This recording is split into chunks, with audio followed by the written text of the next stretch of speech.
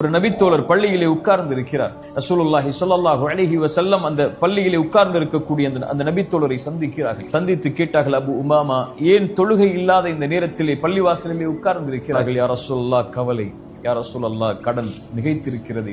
அபு உமாமா, இந்த வார்த்தையை எல்லா தொழுகைக்கு பிறகும் சொல், எல்லா நேரங்களிலும் சொல்.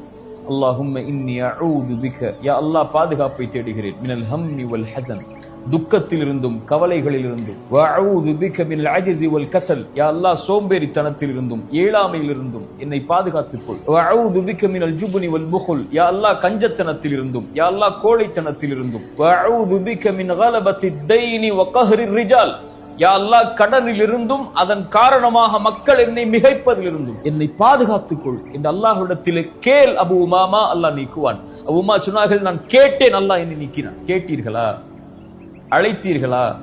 அல்லாஹ்விடத்தில் முறையிட்டீர்களா?